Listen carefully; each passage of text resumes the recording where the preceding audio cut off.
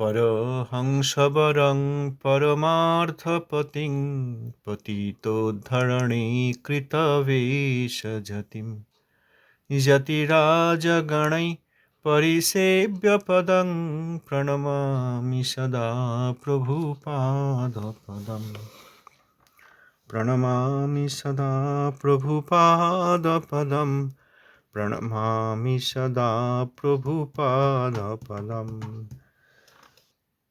क्वचित् पुनर्गौरवनन्तचारी सुरापगातिररजो विहारी पवित्रकौपीनकरङ्कधारी नमो नमो गौरकिशोरतुभ्यं दीनोऽहं चिरदुष्कृतिर्नहि भवत्पदाब्ज धूलिकणा स्नानानन्दनिधिं प्रपन्नशुभदं लब्धुं समर्थो अभवम् किन्तु दार्जगुणत्वातीजशः कारुण्यशक्तिः स्वयं श्री श्री गौरमहाप्रभोः प्रकटिता विश्वं समन्वगृहीत। पतित पावन श्री श्रील गुरु महाराज जी की जय। अष्टोत्तर शत शिशिल भक्ति सिद्धांत सरस्वती गोस्वामी ठाकुर जी की जय। सभा सहशिल प्रभुपाद जी की जय। अवधूत कुलचूड़ामणि श्लोक गौर दास बाजी महाराज की जय। श्री रूपानुग शुद्ध भक्ति धारार भगीरथ श्रील सच्चिदानंद भक्त ठाकुर महाशय की जय। श्री रूपानुग आचार्य वर्ग की जय। भजनानंदी समागत भक्त श्रील सच्चिदानंद भक्त ठाकुर महाशय विरचित जैव धर्म प्रथम अध्याय জীবের নিত্য নৈমিত্তিক ধর্ম গতদিন যত দূর হয়েছে তার পরবর্তী অংশ। একদা অপরাহ্নে নাম সংখ্যা সম্পূর্ণ করিয়া পরমহংস বাবাজী মহাশয় শ্রী মাধবী মালতী লতামণ্ডপে উপবেশনপূর্বক শ্রী প্রেম বিবর্ত পাঠ করিতে করিতে ভাব সমুদ্রে মগ্ন হইতেছেন। এমত সময় একটি চতুর্থাশ্রমী তাপস আসিয়া তাহার চরণের দণ্ডবৎ প্রণাম করিয়া অনেকক্ষণ পড়িয়া রহিলেন। বাবাজী মহাশয় প্রথমে ভাবানন্দে নিমগ্ন ছিলেন, কিন্তু অল্পক্ষণ মধ্যেই তাহার বাহ্য স্ফূর্তি হইলে সাষ্টাঙ্গ পতিত সন্ন্যাসী মহাত্মাকে দর্শন করিয়া আপনাকে তৃণাধিক নীচ জ্ঞানে সন্ন্যাসীর সম্মুখে পড়িয়া হা চৈতন্য হা নিত্যানন্দ, এই অধমকে কৃপা করো বলিয়া ক্রন্দন করিতে লাগিলেন। ক্রমশ সন্ন্যাসী ঠাকুরকে সম্ভাষণপূর্বক কহিলেন, প্রভু, আমি অতিশয় দীন ও হীন, আমাকে আপনি কেন বিড়ম্বনা করিতেছেন? সন্ন্যাসী তখন বাবাজী মহাশয়ের পদধূলি লইয়া উপবিষ্ট হইলেন। বাবাজী মহাশয় তাহাকে কলার বলকল আসন দিয়া এক পার্শ্বে উপবিষ্ট হইয়া প্রেম গদগদ বাক্যে কহিলেন, প্রভু, এই দীন ব্যক্তি আপনার কি সেবা করিতে যোগ্য? কমণ্ডলু রাখিয়া যতীশ্বর তখন করজোড়ে কহিতে লাগিলেন, প্রভু, আমি অতিশয় ভাগ্যহীন। সাংখ্য পাতঞ্জল ন্যায় বৈশেষিক উত্তর পূর্ব মীমাংসাদ্বয় এবং উপনিষদাদি শাস্ত্র বারাণস্যাদি বহুবিধ পুণ্যতীর্থে প্রচুর অধ্যয়নপূর্বক শাস্ত্র তাৎপর্য বিতর্কে অনেক কাল যাপন করিয়া প্রায় 12 বৎসর হইল শ্রীল সচ্চিদানন্দ সরস্বতীপাদের নিকট দণ্ডগ্রহণ করিয়াছি। দণ্ডগ্রহণ করিয়া সর্বতীর্থ ভ্রমণ করিতে করিতে ভারতের সর্বত্র সাংকরী সন্ন্যাসীদিগের সঙ্গ করিয়াছি। কুটিচক, বহুদক, হংস এই 3 অবস্থা অতিক্রমপূর্বক কিছুদিন পরমহংস পদ লাভ করিয়াছিলাম। মৌনাবলম্বনপূর্বক বারাণসী ক্ষেত্রে অহং ব্রহ্মাস্মি, প্রজ্ঞানং ব্রহ্ম, তত্ত্বমসি প্রভৃতি শ্রী শঙ্করোদিত মহাবাক্য আশ্রয় করিয়াছিলাম।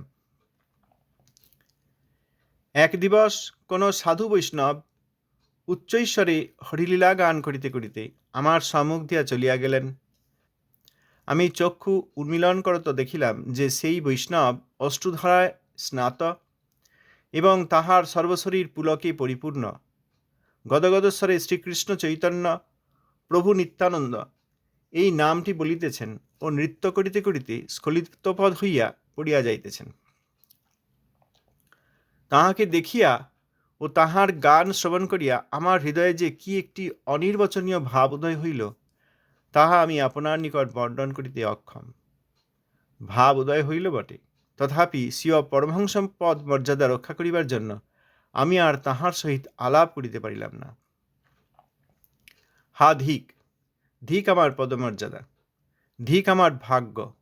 কেন বলিতে পারি না, সেই দিন হইতে আমার চিত্ত শ্রীকৃষ্ণ চৈতন্যের শ্রীচরণে আকৃষ্ট হইল। পরে আমি ব্যাকুল হইয়া সেই বৈষ্ণবটির অনেক অন্বেষণ করিলাম, কিন্তু তাহাকে আর দেখিতে পাইলাম না। আমি দেখিলাম যে সেই বৈষ্ণব দর্শনে ও তাহার মুখে নাম শ্রবণে আমার যে বিমলানন্দ হইয়াছিল, তাহা আমি তৎপূর্বে আর কখনোই বোধ করিতে পারি নাই। মানব সত্তায় যে এরূপ সুখ আছে, তাহা কখনোই জানিতাম না। আমি কয়েকদিন বিচার করিয়া স্থির করিলাম যে আমার বৈষ্ণব চরণাশ্রয় করাই শ্রেয়। আমি বারাণসী পরিত্যাগ করিয়া শ্রীধাম বৃন্দাবনে গেলাম। তথায় অনেক বৈষ্ণব দেখিলাম। তাহারা শ্রী রূপ সনাতন জীব গোস্বামীর নাম করিয়া অনেক বিলাপ করেন। তাহারা শ্রী শ্রী রাধাকৃষ্ণের লীলা স্মরণ করেন, আবার শ্রী নবদ্বীপ নাম করিয়া প্রেমে গড়াগড়ি দেন। আমার শ্রী নবদ্বীপ দর্শনে লালসা হইয়া উঠিল। শ্রী ব্রজধামের 84 ক্রোশ ভ্রমণ করত আমি কয়েক দিবস হইল শ্রী মায়াপুরে আসিয়াছি। মায়াপুর নগরে আপনার মহিমা শ্রবণ করিয়া অদ্য আপনার চরণাশ্রয় করিলাম। আপনি এ দাসকে নিজ কৃপাপাত্র করিয়া চরিতার্থ করুন।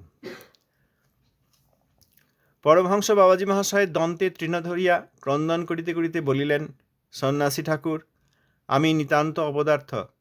উদরপূর্তি, নিদ্রা ও বৃথালাপে আমার জীবন বৃথা গেল। শ্রীকৃষ্ণ চৈতন্যচন্দ্রের লীলাস্থান আশ্রয় করিয়া দিনপাত করিতেছি, কিন্তু কৃষ্ণপ্রেম যে কি বস্তু তাহা সাধন দ্বারা বুঝিতে পারিলাম না। আপনি ধন্য, যেহেতু এক মুহূর্তের জন্য বৈষ্ণব দর্শনে প্রেম আস্বাদন করিয়াছেন। আপনি কৃষ্ণ চৈতন্যের কৃপাপাত্র। এই অধমকে প্রেম আস্বাদনের সময় একবার স্মরণ করিলে আমি চরিতার্থ হইব।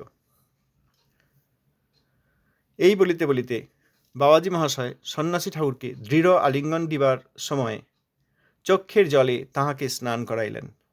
সন্ন্যাসী ঠাকুর বৈষ্ণব অঙ্গ স্পর্শ করিয়া একটি অভূতপূর্ব ভাব লাভ করিয়া ক্রন্দন করিতে করিতে নৃত্য করিতে লাগিলেন। নৃত্যকালে তিনি এই পদ্য গান করিতে লাগিলেন, জয় শ্রীকৃষ্ণ চৈতন্য প্রভু নিত্যানন্দ, জয় প্রেমদাস গুরু, জয় ভজন আনন্দ। অনেকক্ষণ নৃত্য কীর্তনের পর স্থির হইয়া উভয়ে পরস্পর অনেক কথাবার্তা করিলেন। প্রেমদাস বাবাজী মহাশয় বিনীতভাবে কহিলেন, হে মহাত্মন, আপনি এই প্রদ্যুম্ন কুঞ্জে কিয়দ্দিন বাস করিয়া আমাকে পবিত্র করুন। সন্ন্যাসী ঠাকুর কহিলেন, আমি আপনার চরণে আমার দেহ সমর্পণ করিলাম। কিয়দ্দিনের কথা কেন, আমার দেহত্যাগ পর্যন্ত আমি আপনার সেবা করিতে পাই, ইহাই আমার প্রার্থনা। সন্ন্যাসী ঠাকুর সর্বশাস্ত্রজ্ঞ। গুরুকুলে কিছুদিন বাস করিয়া গুরুপদেশ লইতে হয় তাহা তিনি ভালোরূপ জানেন। অতএব পরমানন্দে সেই কুঞ্জে কয়েকদিন অবস্থিতি করিলেন। পরমহংস বাবাজী কয়েকদিন পরে কহিলেন, হে মহাত্মন, শ্রী প্রদ্যুম্ন ব্রহ্মচারী ঠাকুর কৃপা করিয়া আমাকে চরণে রাখিয়াছেন। তিনি আজকাল শ্রী নবদ্বীপ মণ্ডলের এক প্রান্তে শ্রী দেবপল্লী গ্রামে শ্রী শ্রী নৃসিংহ উপাসনায় মগ্ন। আজ চলুন মাধুকরী সমাপ্তপূর্বক তাহার চরণ দর্শন করিয়া আসি। সন্ন্যাসী ঠাকুর কহিলেন, যে আজ্ঞা হয় তাহাই পালন করিব। বেলা 2টার পর তাহারা উভয়ে শ্রী অলকানন্দা পার হইয়া শ্রী দেবপল্লীতে উপস্থিত হইলেন। সূর্যটিলা অতিক্রম করত শ্রী নৃসিংহদেবের মন্দিরে ভগবৎ পার্ষদ শ্রী প্রদ্যুম্ন ব্রহ্মচারীর চরণ দর্শন পাইলেন। দূর হইতে পরমহংস বাবাজী মহাশয় দণ্ডবন্নতি পতিত হইয়া শ্রী গুরুদেবকে সাষ্টাঙ্গ প্রণাম করিলেন। ব্রহ্মচারী ঠাকুর ভক্তবাৎসল্যে আর্দ্র হইয়া শ্রীমন্দিরের বাহিরে আগমনপূর্বক পরমহংস বাবাজীকে উভয় হস্তের দ্বারা উত্তোলন করত প্রেমালিঙ্গন করিয়া কুশল বার্তা জিজ্ঞাসা করিলেন। অনেকক্ষণ ইষ্টগোষ্ঠীর পর পরমহংস বাবাজী সন্ন্যাসী ঠাকুরের পরিচয় দিলেন। ব্রহ্মচারী ঠাকুর সাদর বাক্যে কহিলেন, ভাই, তুমি যথাযোগ্য গুরু পাইয়াছ, প্রেমদাসের নিকট প্রেম বিবর্ত শিক্ষা কর। কিবা বিপ্র, কিবা ন্যাসী, শূদ্র কেনে নয়, যেই কৃষ্ণ তত্ত্ববেত্তা সেই গুরু হয়। সন্ন্যাসী ঠাকুরও বিনীতভাবে পরমগুরুর পাদপদ্মে সাষ্টাঙ্গ প্রণাম করত কহিলেন, প্রভু আপনি চৈতন্য পার্ষদ, আপনার কৃপা কটাক্ষে আমার ন্যায় শত শত অভিমানী সন্ন্যাসী পবিত্র হইতে পারে, কৃপা করুন। সন্ন্যাসী ঠাকুর ভক্তগোষ্ঠীর পরস্পর ব্যবহার পূর্বে শিক্ষা করেন নাই। গুরু ও পরমগুরুতে যে প্রকার ব্যবহার দেখিলেন, তাহাই সদাচার জানিয়া নিজ গুরুর প্রতি অকৈতবে সেই দিন হইতে তদ্রূপ ব্যবহার করিতে লাগিলেন। সন্ধ্যা আরাত্রিক দর্শন করত উভয়ে শ্রী গৌতমে প্রত্যাবর্তন করিলেন। তো আমরা তো প্রদ্যুম্নকুঞ্জ, সেখানে মাধবী মালতী লতা মণ্ডপে আমাদের পরমহংস বাবাজি মহারাজ প্রেমদাস বাবাজি, যিনি শ্রীমন মহাপ্রভুর পার্ষদ শ্রী প্রদ্যুম্ন ব্রহ্মচারীর শিক্ষা শিষ্য, তাঁর কথা শুনছি। তো একদিন অপরাহ্নে অর্থাৎ বিকালবেলায় পরমহংস বাবাজি মহাশয় প্রেমবিবর্ত পাঠ করতে করতে ভাব সমুদ্রে মগ্ন হচ্ছেন। এইরকম সময়ে চতুর্থাশ্রমী তাপস অর্থাৎ একজন সন্ন্যাসী, চতুর্থাশ্রমী বা তুর্যাশ্রমী, গৃহস্থ, ব্রহ্মচারী, বানপ্রস্থী, এই তিনটি, আর 4 নম্বর চতুর্থ হচ্ছে সন্ন্যাস, অর্থাৎ সেই সন্ন্যাসী, চতুর্থাশ্রমী তাপস অর্থাৎ সন্ন্যাসী।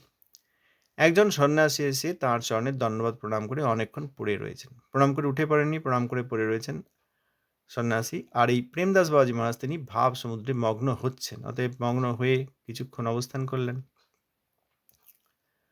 যখন তার বাহ্যস্ফূর্তি হলো, তখন দেখলেন যে একজন সন্ন্যাসী সাষ্টাঙ্গে পড়েই রয়েছেন এবং নিজেকে তিনি তৃণাধিক নীচ এই জ্ঞানে সন্ন্যাসীর সম্মুখে পড়ে হা চৈতন্য হা নিত্যানন্দ এই বলে নাম গ্রহণ করতে করতে, গৌর নিত্যানন্দের নাম গ্রহণ করতে করতে বললেন, এই অধমকে কৃপা করো। দেখুন বাবাজি মহারাজ তিনিও প্রণাম করলেন, তাঁর সম্মুখে পড়িয়া মানে তিনিও প্রণাম করলেন এবং গৌর নিত্যানন্দের নাম নিয়ে বললেন, এই অধমকে কৃপা করো, দিয়ে ক্রন্দন করতে লাগলেন। তারপর যখন ভাব স্থির হলো, তখন সন্ন্যাসী ঠাকুরকে সম্ভাষণ করে বললেন যে আমি অতি দিনহীন। বাবাজি মহারাজ বলছেন সেই সন্ন্যাসী ঠাকুরকে, আমি অতি দিনহীন, আমাকে আপনি কেন বিড়ম্বনা করছেন, কেন এরকম প্রণাম আদি করছেন, সম্মান করছেন, আমি দিনহীন। তখন সেই সন্ন্যাসী বাবাজি মহাশয়ের চরণধুলি নিয়ে বসলেন কাছে। বাবাজি মহারাজও সম্মানপূর্বক তাকে কলার বলকলা আসন সেইটি দিলেন এবং তাঁরই পাশে বসে অতি প্রেম ভরে গদগদ স্বরে বললেন, প্রভু এই দিন ব্যক্তি আপনার কি সেবা করার যোগ্য, আমি আপনার কি সেবা করতে পারি? বলছেন কি? বাবাজি মহারাজ সন্ন্যাসী ঠাকুরকে। তা সেই সন্ন্যাসী ঠাকুর, তাঁর হাতে কমণ্ডলু ছিল, তিনি সেইটি রেখে জোড় হাত করলেন, করে বললেন, সন্ন্যাসী বাবাজি মহারাজকে বললেন, প্রভু আমি অতিশয় ভাগ্যহীন। তখন তিনি তার পরিচয় দিচ্ছেন, সাংখ্য, পাতঞ্জল, ন্যায়, বৈশেষিক, উত্তর মীমাংসা, পূর্ব মীমাংসা, উপনিষদ ইত্যাদি সব পড়েছি বারাণসীতে। বারাণসী এবং অন্যান্য বহুবিধ পুণ্যতীর্থে আমি প্রচুর অধ্যয়ন করেছি এবং শাস্ত্র তাৎপর্য সম্বন্ধে অনেকের সঙ্গে বিতর্কে অংশগ্রহণ করেছি, অনেক সময় আমার তাতে গিয়েছে। তারপর প্রায় 12 বছর হলো আমি সন্ন্যাস নিয়েছি। সন্ন্যাসগুরুর নাম হচ্ছে শ্রীল সচ্চিদানন্দ সরস্বতী। এই নামটি দেখে বোঝা উচিত এবং জানা উচিত তিনি, এই সন্ন্যাসী ঠাকুর যেরকম যে স্থানে গিয়েছেন, যা যা পড়েছেন, তার ব্যবহার থেকে বোঝা যাচ্ছে শ্রীল সচ্চিদানন্দ সরস্বতী এই নাম একজন মায়াবাদী সন্ন্যাসীর নাম, অর্থাৎ একজন মায়াবাদী সন্ন্যাসীর কাছ থেকে তিনি দণ্ড গ্রহণ করেছেন। আর নিশ্চয়ই এক দণ্ড, কারণ মায়াবাদীগণ এক দণ্ডই দিয়ে থাকেন। দণ্ড গ্রহণ করার পর সমস্ত তীর্থ ভ্রমণ করতে করতে ভারতের সর্বত্র সাংকরী সন্ন্যাসীদিকে সঙ্গ করিয়াছি। সাংকরী অর্থাৎ শঙ্করাচার্যের অনুসরণে যেসব সন্ন্যাসী হন, অর্থাৎ মায়াবাদী সন্ন্যাসী, তাদের সঙ্গ করেছি। কুটিচক, বহুদক, হংস। কুটিচক আমি তো বেশি জানি না, যদি ভুল হয় কেউ সংশোধন করতে পারেন। কুটিচক অর্থাৎ কুটির, ইংরেজিতে যাকে হাট বলা হয়। কুটিরে থাকেন, সেক্লুডেড, নিজেই একা থাকেন, সেক্লুডেড স্পিরিচুয়াল লাইফ তিনি অনুসরণ করেন, কুটিচক। বহুদক আরেক প্রকার, এমন পক্ষী যারা অনেক সরোবরের জল পান করে, সেরকম যে সন্ন্যাসীগণ বহুদক, তাঁরা বিভিন্ন গৃহে গিয়ে ভিক্ষা করেন এবং ভ্রমণাদি করেন। ভ্রমণ করলে অনেকের সঙ্গ হয়, তাঁরা বহুদক। আর হংস এই কুটিচক বহুদক হওয়ার পর যখন কেউ সিদ্ধি লাভ করেন, সিদ্ধিলাভ ভক্তিতে নয়, ওই ধরনের ওই তথাকথিত সন্ন্যাস ধর্মে যিনি সিদ্ধিলাভ করেন তাকে বলা হয় হংস। তার জ্ঞান আছে, তার এই সম্বন্ধে জ্ঞান আছে। যারা মায়াবাদী সন্ন্যাসী, যদি তাঁরা হংস হন, তাদের মায়াবাদ সম্বন্ধে ভালো জ্ঞান আছে এবং ওই ধরনের পবিত্রতা আছে। তাহলে কুটিচক, বহুদক এবং হংস এই 3 প্রকার অবস্থা অতিক্রম করে হংসের পর পরমহংস এই পদ লাভ করেছিলাম। কুটিচক ছিলেন, তারপর বহুদক হয়েছেন, তারপর হংস হয়েছেন, অর্থাৎ জ্ঞানী এবং পবিত্র, মায়াবাদের সমস্ত ভাষ্য সম্বন্ধে তার ধারণা আছে, তারপর পরমহংস, মায়াবাদী পরমহংস, মায়াবাদীরা যাকে পরমহংস বলেন, সেই পদ লাভ করিয়াছিলাম। তখন তিনি মৌন অবলম্বন পূর্বক কথা বলতেন না।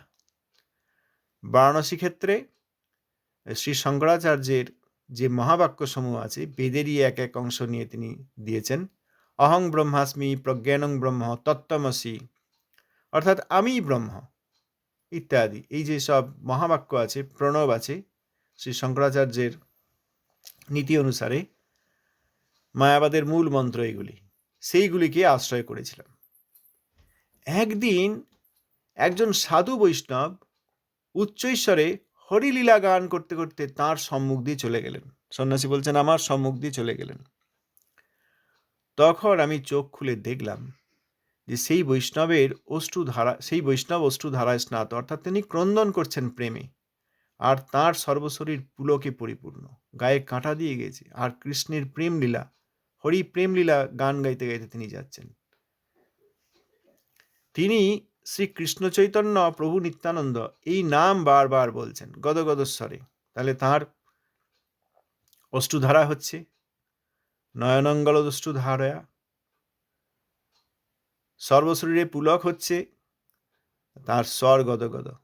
অতএব সেই বৈষ্ণব নিশ্চয়ই ভাবাবস্থা লাভ করেছেন, অন্তত ভাবাবস্থা লাভ করেছেন, ভাব বা প্রেমের অধিকারী, এবং নৃত্য করছেন আর পুড়ে যাচ্ছেন স্খলিত পদ হয়ে, অর্থাৎ পুড়ে যাচ্ছেন। তাকে দেখে ও তাঁর গান শ্রবণ করে এই সন্ন্যাসী ঠাকুরের, মায়াবাদী সন্ন্যাসী তিনি, তখন তাঁর হৃদয়ে এক অনির্বচনীয়, বলা যায় না এরকম একটি ভাব এবং আনন্দ উপস্থিত হলো।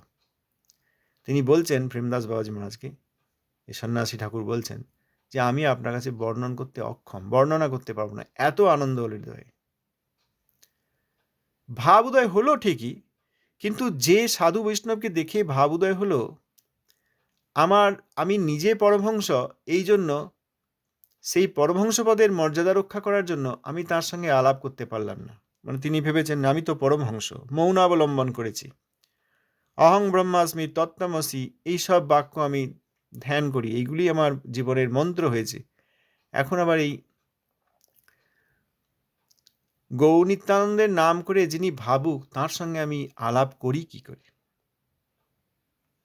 পদাধিকারী আমি, কি করে আলাপ করি? এই জন্য তার সঙ্গে আমি সেই সময় আলাপ করতে পারলাম না। তিনি নিজেকে ধিক্কার দিয়ে বলছেন, আমাকে ধিক এবং আমার পদমর্যাদা, এই তথাকথিত পরমহংস পদ, মায়াবাদ পরমহংস পদ, সেটাকে ধিক। আমার ভাগ্য অতিহীন, এই জন্য আমার ভাগ্যকেও ধিক। কিন্তু কেন বলতে পারি না, সেই দিন থেকেই আমার চিত্ত শ্রী কৃষ্ণ চৈতন্য গৌর সুন্দরের শ্রীচরণে আকর্ষিত হলো। এইটাই শুদ্ধ ভক্তের প্রভাব। একজন সাধু বৈষ্ণব গৌর নিত্যানন্দের নাম করতে করতে, ক্রন্দন করতে করতে, গায়ে পুলক, স্খলিত পদ, গদগদ স্বর যাচ্ছেন, তাকে দেখে মায়াবাদী যিনি সন্ন্যাসী, একদণ্ডী সন্ন্যাসী, বারাণসী এবং অন্যান্য তীর্থে মায়াবাদীগণের, সাংকর সন্ন্যাসীগণের সঙ্গ করেছেন, বিভিন্ন তর্ক বিতর্ক করে সময় দিয়েছেন, এবং একদণ্ডী হয়ে কুচিদক, বহুদক, হংস এবং বর্তমানকালে পরমহংস হয়েছেন, তাঁর হৃদয়ে টলে গেল। শুদ্ধ ভক্তের সঙ্গ হলে, শুদ্ধ ভক্তের সঙ্গ বলতে এখানে তো একমাত্র দেখেছেন আর তার অপ্রাকৃত গৌর নিত্যানন্দ নামের কীর্তন শুনেছেন, তাতে তাঁর হৃদয় টলে গেল। তিনি তাঁর পরমহংস মর্যাদা তাকে ধিক্কার দিচ্ছেন। এইটাই শুদ্ধ বৈষ্ণবের দর্শনের প্রভাব। ইনি বলছেন, শ্রীকৃষ্ণ চৈতন্যের শ্রীচরণে আকৃষ্ট হলো আমার হৃদয়। তারপর আমি ব্যাকুল হয়ে সেই বৈষ্ণবটিকে অনেক অনুসন্ধান করলাম, খুঁজলাম, কিন্তু তাকে আর দেখতে পেলাম না।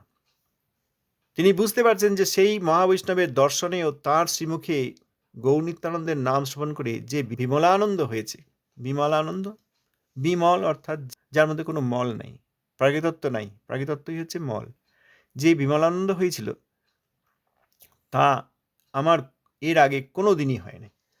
এই যে এত বই টই পড়েছি, তারপর উপনিষদ পড়েছি, যুক্তিতর্ক করেছি, এইরকম বিমলানন্দ আমার হৃদয়ে কোনোদিন হয়নি, এর আগে কোনোদিন বোধ করতে পারিনি। মানব সত্তায় একজন মানব দেহধারী আত্মা, তার মধ্যে যে এত সুখ হতে পারে তা আমি কখনোই জানতাম না। তারপর তিনি কয়েকদিন বিচার করে স্থির করলেন যে আমি বৈষ্ণবের চরণ আশ্রয় করব। তখন বারাণসী পরিত্যাগ করে, বারাণসী এই মায়াবাদীদের একদম কেন্দ্র, যেখানে শ্রীমান মহাপ্রভুর সময়ে প্রকাশানন্দ, জ্যোতি প্রকাশানন্দ ছিলেন প্রধান এবং অনেক মায়াবাদী ছিলেন। আর এই যে সময়ের কথা ঠাকুর মহাশয় বলছেন সেটি মহাপ্রভুর সময়ের ঠিক পরবর্তী কালেই, কারণ শ্রী প্রদ্যুম্ন ব্রহ্মচারী যিনি শ্রীমান মহাপ্রভুর পার্শ্বদ, তিনি তখনও প্রকট আছেন। তো বারাণসী হচ্ছে মায়াবাদীদের কেন্দ্রবিন্দু, রাজধানী। তো সেই বারাণসী পরিত্যাগ করে তিনি তখন শ্রী বৃন্দাবনে গেলেন। সেখানে অনেক বৈষ্ণবের দর্শন পেলেন। তারা শ্রী রূপ সনাতন জীব গোস্বামীর নাম করে অনেক বিলাপাদি করেন, অর্থাৎ শ্রী রূপ সনাতন জীব গোস্বামী এনাদের অনুগত।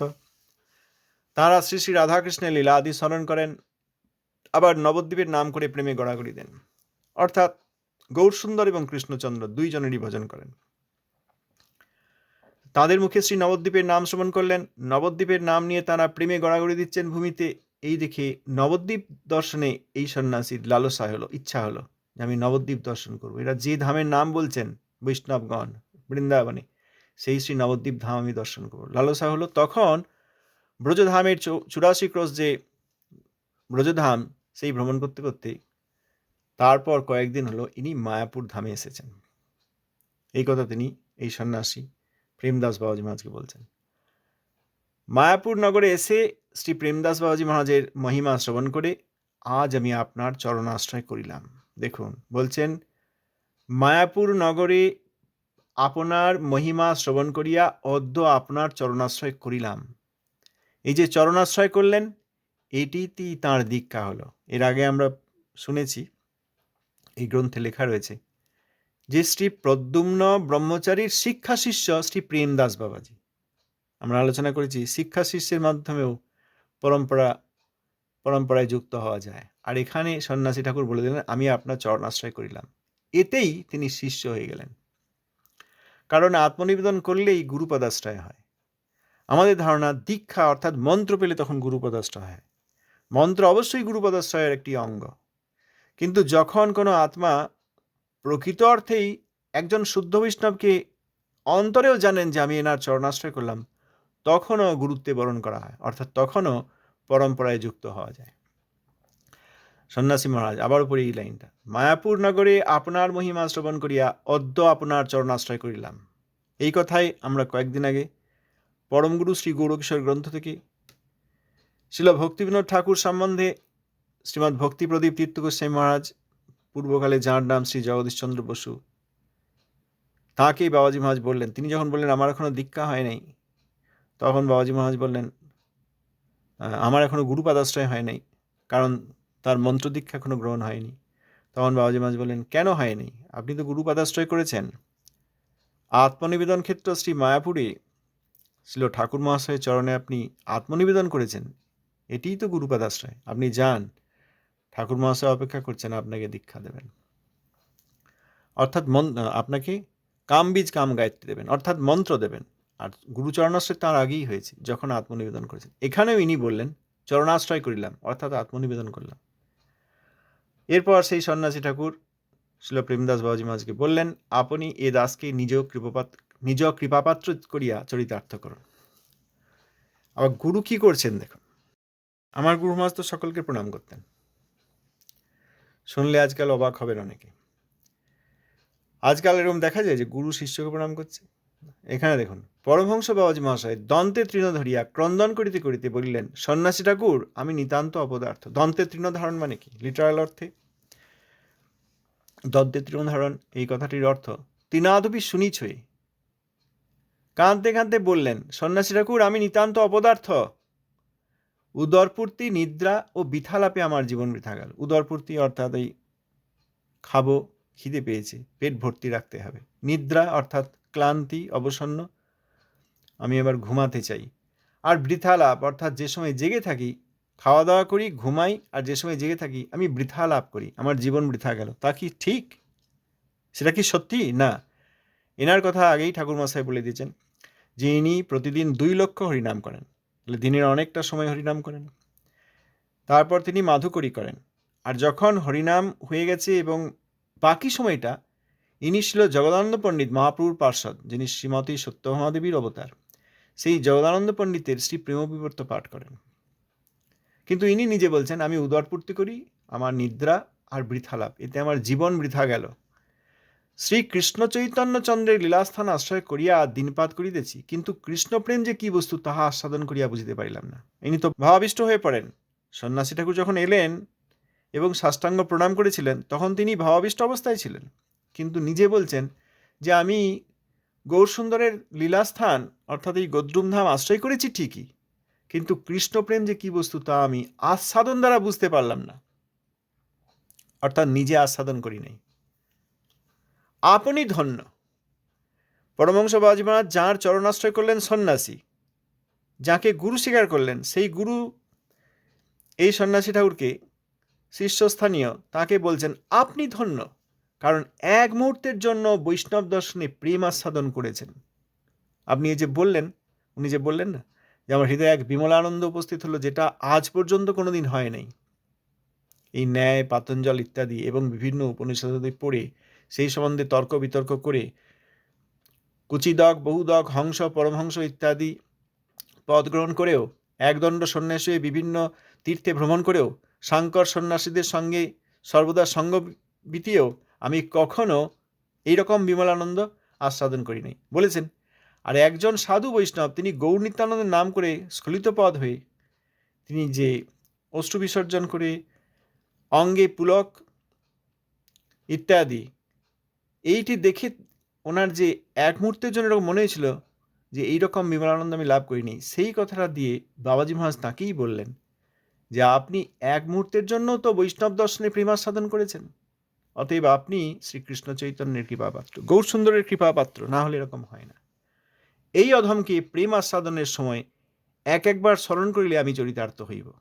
যাকে গুরু বললেন সেই গুরু বলছেন না, আপনি যখন এইরকম আবার প্রেম আস্বাদন করবেন সেই সময় যদি এই অধমকে স্মরণ করেন তাহলে আমি চরিতার্থ হয়ে যাব। এরকম হয়। মহাবৈষ্ণব প্রেমানন্দী প্রেমাস্বাদন করেন, তিনি যদি কোনো জীবকে চিন্তা করেন সেই জীবের মঙ্গল হয়। তবে আপনি প্রেমাস্বাদন যখন করবেন তখন যদি আমাকে, আমার মতো অধমকে একবার স্মরণ করেন তাহলে আমার মঙ্গল হয়ে যাবে। এই বলতে বলতে বাবাজি মহাশয় সন্ন্যাসী ঠাকুরকে দৃঢ় আলিঙ্গন দেবার সময় চক্ষের জলে তাঁকে স্নান করাইলেন। সন্ন্যাসী ঠাকুরও এই প্রেমানন্দ বাবাজি মহারাজ মহাবৈষ্ণব তাঁর অঙ্গস্পর্শ করে একটা অভূতপূর্ব ভাব লাভ করলেন এবং ক্রন্দন করতে করতে নৃত্য করতে লাগলেন। এই যে মহাবৈষ্ণব স্পর্শ দিয়েছেন, নৃত্যকালে তিনি এই পদ্য গান করলেন, জয় শ্রীকৃষ্ণ চৈতন্য শ্রী প্রভু নিত্যানন্দ, জয় প্রেমদাস গুরু, জয় ভজনানন্দ। তিনি তাকে গুরু বলে স্বীকার করেছেন, গুরুপদে তিনি তাকে স্বীকার করেছেন। এইভাবে অনেকক্ষণ নৃত্য কীর্তনের পর যখন স্থির হলেন তখন পরস্পর কথাবার্তা বললেন। প্রেমদাস বাবাজি মহাশয় বিনীতভাবে বললেন, হে মহাত্মান, আপনি এই প্রদ্যুম্ন কুঞ্জে কয়েকদিন থাকুন এবং আমাকে পবিত্র করুন। গুরু বলছেন শিষ্যকে, আপনি কয়েকদিন এই কুঞ্জে থাকুন, প্রদ্যুম্ন কুঞ্জে, এবং আমাকে পবিত্র করুন। আর সন্ন্যাসী ঠাকুর শিষ্য তিনি উত্তর দিলেন, আমি আপনার চরণে আমার দেহ সমর্পণ করলাম, কিছুদিনের কথা কেন, আমার দেহত্যাগ পর্যন্ত আমি আপনার সেবা করতে পাই, এই আমার প্রার্থনা। সন্ন্যাসী ঠাকুর সর্বশাস্ত্রজ্ঞ, পড়েছেন সব বই, সব শাস্ত্রাদি পড়েছেন, উপনিষদাদি পড়েছেন, অতএব তিনি শাস্ত্রজ্ঞ। গুরুকুলে কিছুদিন থেকে গুরুর উপদেশ নিতে হয় এটা তিনি জানেন, অতএব তিনি সেখানে থাকবেন। পরমানন্দে সেই কুঞ্জে কয়েকদিন অবস্থিত করলেন, সেখানে থাকলেন। তখন একদিন পরমহংস বাবাজি মহাশয় সন্ন্যাসীকে বললেন, হে মহাত্মান, চলুন, আমার গুরুদেব শ্রী প্রদ্যুম্ন ব্রহ্মচারী ঠাকুর কৃপা করে আমাকে তাঁর চরণে স্থান দিয়েছেন। আজকাল তিনি শ্রী নবদ্বীপ মণ্ডলের এক প্রান্তে শ্রী দেবপল্লী গ্রামে শ্রী নৃসিংহ উপাসনায় মগ্ন। প্রদ্যুম্ন ব্রহ্মচারী তিনি নৃসিংহদেবের ভক্ত। তিনি দেবপল্লী গ্রাম, এখন দেবপল্লী গ্রাম তো পরিক্রমার সময় যাওয়া হয় শ্রী নৃসিংহ ক্ষেত্র, সেইখানে উপাসনায় মগ্ন। আজ চলুন মাধুকরী সমাপ্ত করে আমরা সেখানে যাই, তার চরণ দর্শন করে আসি। সন্ন্যাসী ঠাকুর বললেন, যা আপনার আজ্ঞা, তাই পালন করব। বেলা 2টোর পর তারা উভয়ে শ্রী অলকানন্দা পার হয়ে শ্রী দেবপল্লীতে উপস্থিত হলেন। সূর্যটিলা অতিক্রম করত শ্রী নৃসিংহদেবের মন্দিরে আসলেন এবং দেখলেন ভগবত পার্ষদ শ্রী প্রদ্যুম্ন ব্রহ্মচারী। দূর থেকে বাবাজি মহারাজ দণ্ডবত প্রণতি করলেন, দণ্ডবত নিপতিত অর্থাৎ দণ্ডের ন্যায় নিপতিত হয়ে প্রণাম করলেন গুরুদেবকে, শ্রী গুরুদেবকে অর্থাৎ শ্রী প্রদ্যুম্ন ব্রহ্মচারীকে প্রণাম করছেন কে? শ্রী প্রেমদাস বাবাজি মহারাজ। ব্রহ্মচারী ঠাকুর এইটা দেখে ভক্ত বাৎসল্যে শ্রীমন্দিরের বাইরে এসে পরমহংস বাবাজিকে উভয় হস্তের দ্বারা উত্তোলন করত, প্রণাম করে রয়েছেন শিষ্য। তাকে দুই হাত দিয়ে তুলে প্রেমালিঙ্গন দিয়ে কুশল বার্তা জিজ্ঞাসা করলেন। ভজন কুশল তো? জিজ্ঞাসা করলেন। অনেকক্ষণ ইষ্টগোষ্ঠীর পর পরমহংস বাবাজি মহারাজ সন্ন্যাসী ঠাকুরের পরিচয় দিলেন, অর্থাৎ পরিচয় করে দিলেন প্রদ্যুম্ন ব্রহ্মচারীর সঙ্গে। ব্রহ্মচারী ঠাকুর সাদর বাক্যে বললেন, ভাই, তুমি যথাযোগ্য গুরু পেয়েছো। কোথাও আছে যে এখানে তারপর মন্ত্র নিয়েছিলেন? না, ওই যে বললেন আমি আত্মসমর্পণ করলাম, তাতেই গুরুত্বে বরণ করেছেন। এবং ইনি তো পরম গুরু হচ্ছেন, কারণ এনার শিক্ষা শিষ্য শ্রী প্রদ্যুম্ন ব্রহ্মচারীর শিক্ষা শিষ্য শ্রী প্রেমদাস বাবাজি মহারাজ, তাঁর শিষ্যত্ব গ্রহণ করেছেন এই সন্ন্যাসী ঠাকুর। তো প্রদ্যুম্ন ব্রহ্মচারী মহাশয় তাহলে পরম গুরুদেব হলেন। বললেন, ভাই, তুমি যথাযোগ্য গুরু পেয়েছো, এই প্রেমদাসের নিকট প্রেমদাসের নিকট প্রেম বিবর্ত শিক্ষা করো। কে গুরু হতে পারেন? কিবা বিপ্র কিবা ন্যাসী শূদ্র কেন নয়, যেই কৃষ্ণ তত্ত্ববেত্তা সেই গুরু হয়। এখানে আর কে বিপ্র কে সন্ন্যাসী, বিপ্র অর্থাৎ বর্ণ, যে কে চণ্ডালকুলে আবির্ভূত হয়েছেন, কে শূদ্র বা বৈশ্য বা ক্ষত্রিয় বা ব্রাহ্মণকুলে আবির্ভূত হয়েছেন, এই কথা দেখার দরকার নেই।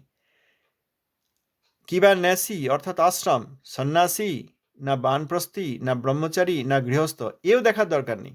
যিনি কৃষ্ণতত্ত্ববেত্তা তিনিই গুরু। এই কথা বললেন সন্ন্যাসী ঠাকুর। তিনিও বিনীতভাবে পরম গুরুর পাদ পদ্মে সাষ্টাঙ্গ প্রণাম করলেন। বললেন, প্রভু, আপনি গৌর পার্ষদ, শ্রী চৈতন্য পার্ষদ, আপনার কৃপা কটাক্ষে আমার ন্যায় শত শত অভিমানী সন্ন্যাসী পবিত্র হইতে পারে, কৃপা করুন। নিজেকে অভিমানী সন্ন্যাসী বলছেন, সাংকর সন্ন্যাসী তো পরমহংস পদ পেয়েছিলেন। পরমহংস পদের অভিমানে তিনি সাধু বৈষ্ণবকে দেখেও তাকে পদমর্যাদা খুইয়ে যাবে এই ভয়ে তাকে তখন কথা বলতে পারেননি, আগে যখন দেখা হয়েছিল বৈষ্ণব ঠাকুরকে। তো সেই অভিমানী সন্ন্যাসী পবিত্র হতে পারে আপনার কৃপা কটাক্ষে। সন্ন্যাসী ঠাকুর ভক্তগোষ্ঠীর পরস্পর ব্যবহার পূর্বে শিক্ষা করেন নাই।